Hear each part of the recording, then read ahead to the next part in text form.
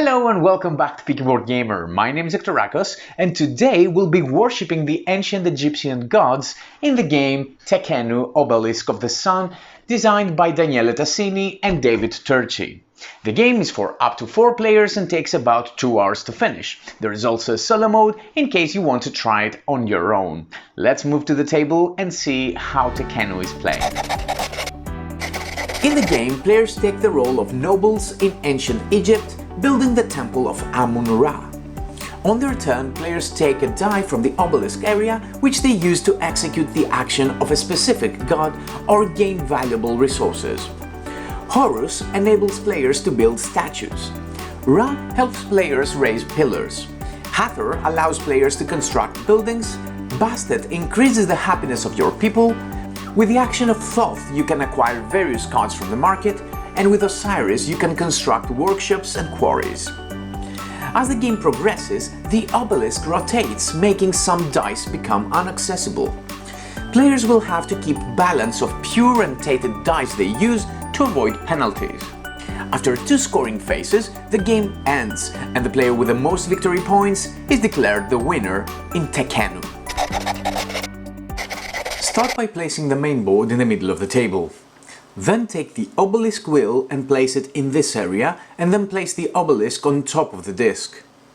The action area is split into 6 sections. You need to turn the wheel so that this arrow points between any 2 random sections. Take this scoring marker and place it 4 sections clockwise from the arrow, and this scoring marker another 4 sections clockwise from the first marker. These are scoring reminders. Next, take the pillar tiles and place them in a face-down stack next to the board. Shuffle the stack and then draw the 3 top tiles and place them face-up in these 3 slots in the Ra action area. Then take the Horus bonus tiles and randomly place them onto the 6 spaces of the Horus action area.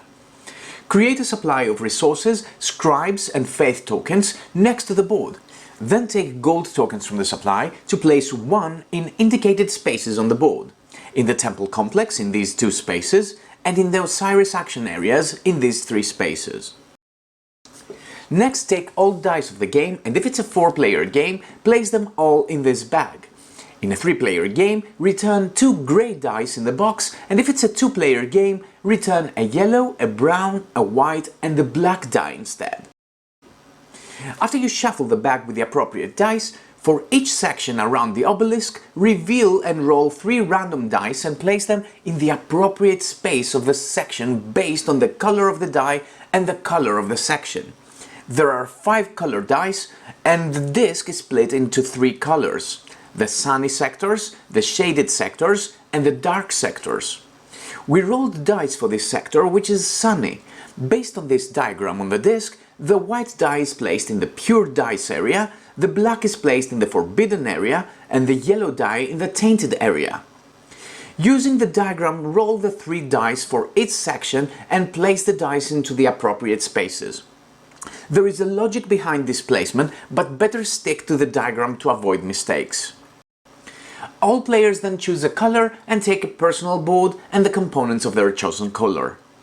Players have 10 buildings which they place here, 6 statues which they place here, and 4 production markers which they place in the bottom row of their production tracks. Players have 8 pillars which they set next to their board. A Maat marker which initially stays next to their board too. A victory marker that is placed on space 10 of the victory point track.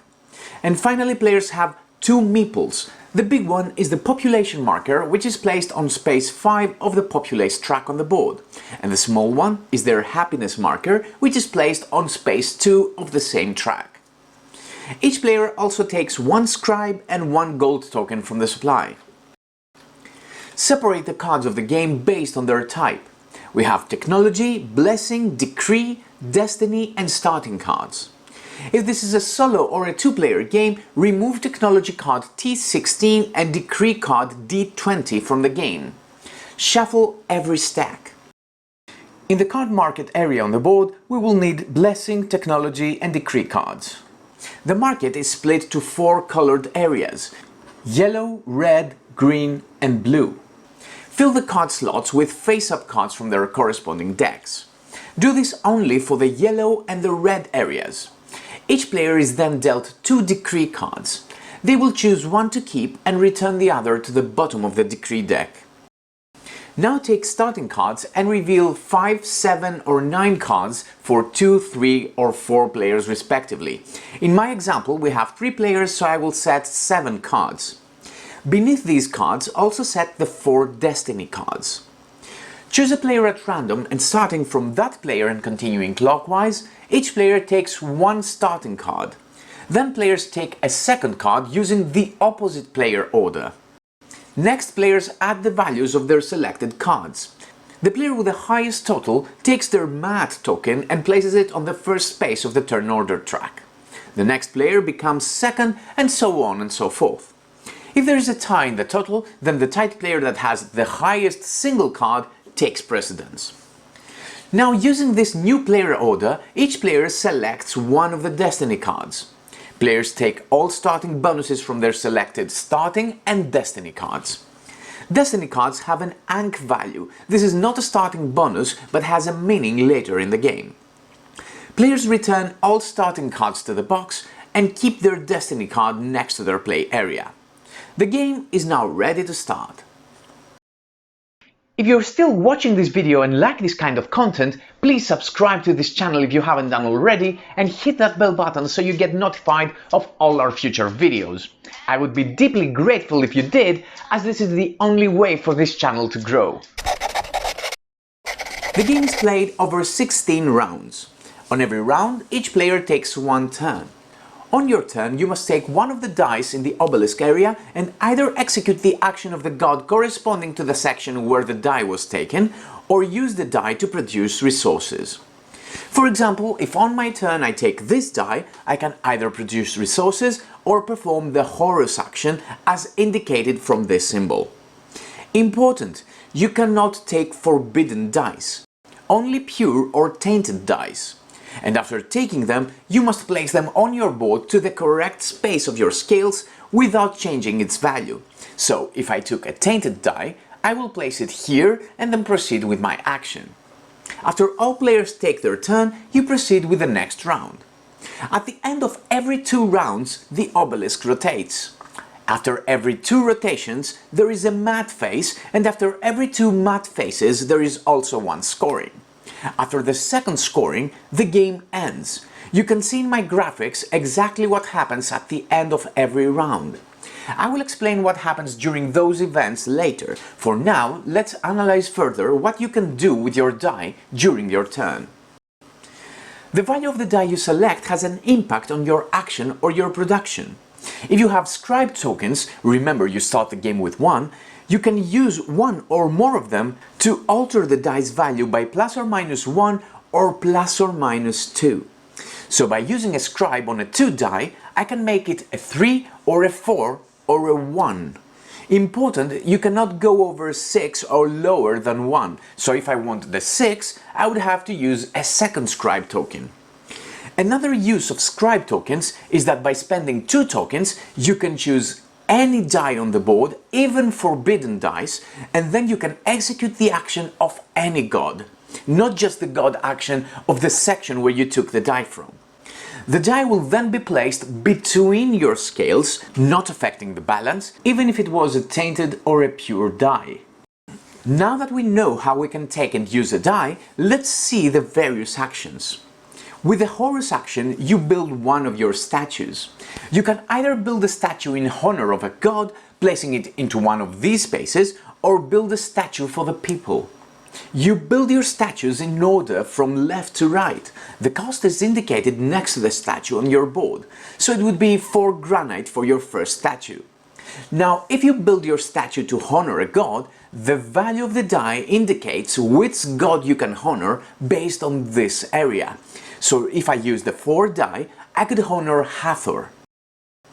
This means that the statue must be placed in Hathor's section in the obelisk area, in one of these spaces which has no other statue. Make note that depending on your player count, some spaces might not be in use. Having a statue here means that whenever any of your opponents uses one die from the Hathor section, you and any other player that has a statue there immediately gains the god's bonus indicated in this area. For Hathor is one gold resource. Gold is a wild resource and can be used as any other resource. Now, if this is a 3-player game, you gain the god's bonus also as soon as you build the statue. And if this is a 2-player game, you gain the bonus whenever you take a die from this section as well, not only when your opponents take one. However, you will not gain the bonus when you build the statue as well, as it happens in a 3-player game. If you build the statue for the people, there are 4 statue slots on the board, 2 in the temple complex and 2 above the workshops. After you place the statue, you gain the gold token, but in addition to that, if you place it in the temple complex, you also gain 3 victory points for every one of your pillars in the same row or column with your statue. So in this case, the blue player would gain the gold token and 6 victory points. When building a statue for the people, the value of the die is irrelevant. The pillars we just saw are raised with a Ra action, which has to do with this area here. To build a pillar, you must select the pillar tile that matches to the die's value, and also spend the required amount of granite and/or limestone indicated in the top part of the tile. You then take the tile and use it as foundation for your pillar in the temple complex. You must place it in any vacant square and orient it as you wish. After placing the pillar, you gain 1 victory point for every building in the pillar's row or column, regardless who owns it. In our example, that would be 2 victory points. Then you gain 1 victory point for every side of the foundation where the colors match with the colors of other tiles or the borders of the temple. In our example, that's 1 more point. Then you also gain the bonus of the space where you place the foundation. These can be resources, gold or faith tokens, which I will explain later. The bonus of the corners is that you gain 1 more point for every side color matching. So if I placed the pillar here, I would gain 1 limestone, but if I placed it here, I would gain 4 points for the 2 matching sides instead of 2. You also gain 1, 2 or 3 points depending on where you took the foundation from. So I would score 2 points. As you can see, the foundation tile also has a background color, sunny, shaded or dark.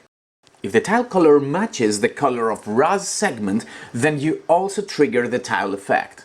The tile I chose has a white background, but Ra's section is currently shaded, so I do not trigger this effect. I cannot explain all effects, but you can pause the video now to check them out. Finally, you slide all remaining Ra tiles to the right, and then you replenish the empty space with a new tile from the stack. As we just saw, pillars work well with constructed buildings in the temple. With the Hathor action, you can construct buildings in the temple. Around the temple, there are spaces to construct a building. The space indicates the cost, which is 2 to 4 bread. After you place the building, you check all temple squares in the same row or column of the new building. If the square has one of your pillars, you gain 3 victory points. If it's empty, you gain only 1 of the depicted resources. So, if blue player placed a building here, they would score 6 victory points for the 2 pillars, and they would gain 1 faith token. From this space, you gain nothing when you construct a building. Finally, you advance your population marker spaces equal to the value of the die that was used to perform the action. The first time a population marker reaches space 9 of the track, the card market is expanded to the green section. Thus, at that time you also fill the green section with the appropriate cards from the supply face up. Once the first population marker reaches space 13, the marker expands to the blue section and then you fill it with cards as well. With the Bastet action, you increase the happiness of your people. You spend 2 papyrus as indicated here, and then you advance your happiness marker spaces equal to the value of the die you used. On top of that, you also receive a bonus based on the value. If you use the 1 or a 2 die, you gain 2 scribe tokens. A 3 or a 4 grants 1 scribe, and a 5 or 6 gives you no scribe, but you increase your happiness more. Very important, your happiness marker can never move beyond your population marker. Any excess movement is lost. Also, along the track there are some bonuses. These only apply to your happiness marker. Once you reach space 16, you receive 1 gold. Once you reach space 19, you receive 1 scribe. And once you reach space 21, you immediately perform any one action using a fictional die of any value. With Thoth action, you gain cards from the card market.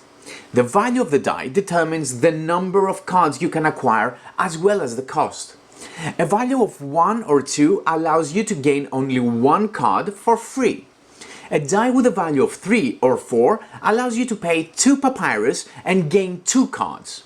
If the die has a value of 5 or 6, you must spend 3 papyrus and gain 3 cards. Very important, your happiness marker determines the highest section of the market where you can take the cards from. So the blue player can take cards from either the yellow or the red section.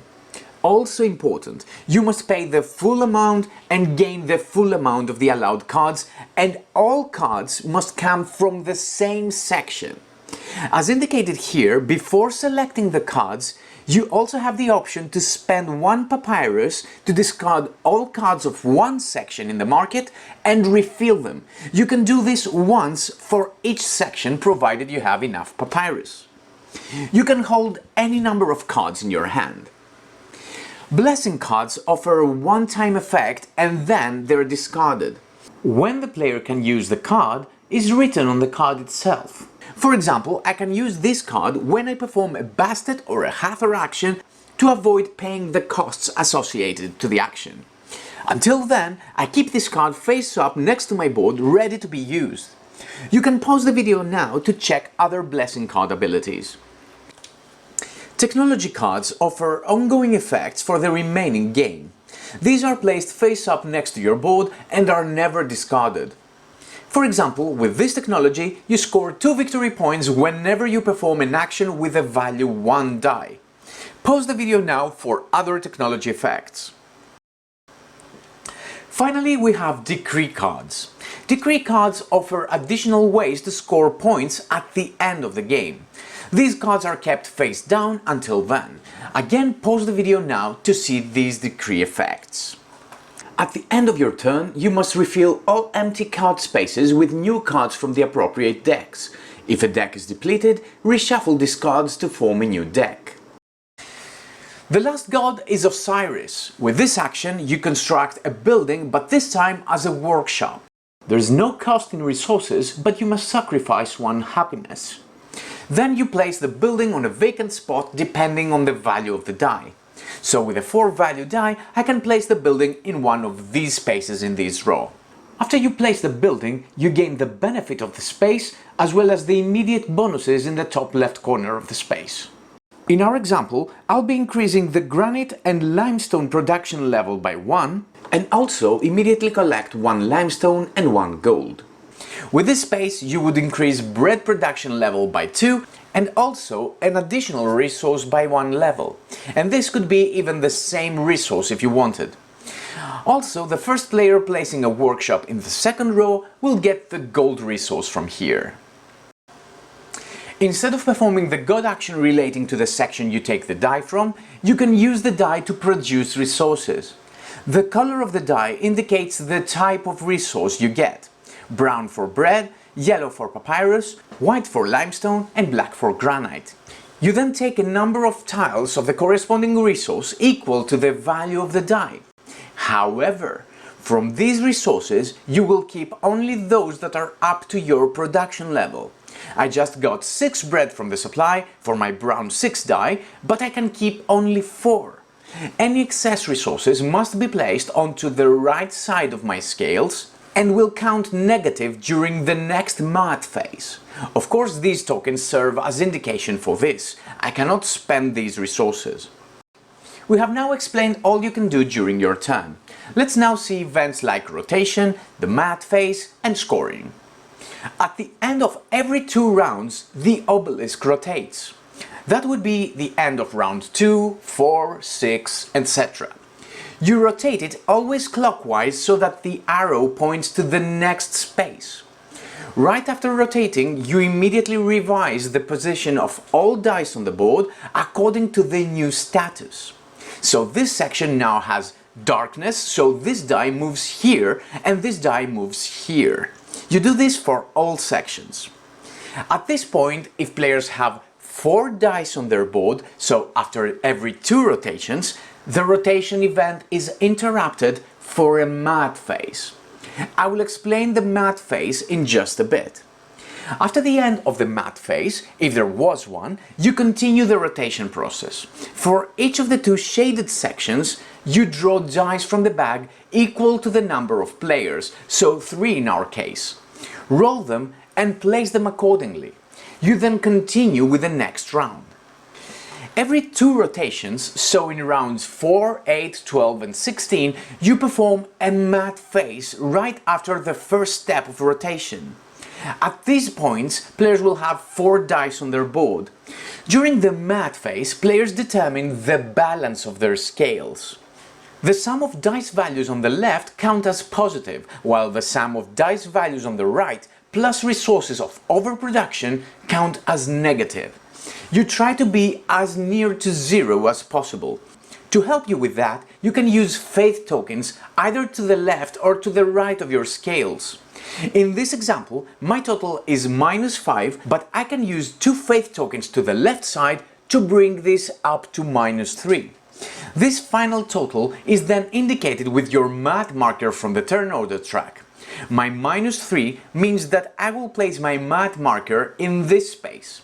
If I got a +3, I would place it here.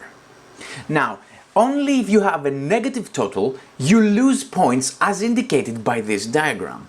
I will get a -1 victory point penalty as my marker is in this area. You get -2 victory points in the -6 to -8 range and -3 points in the -9 to -10 range.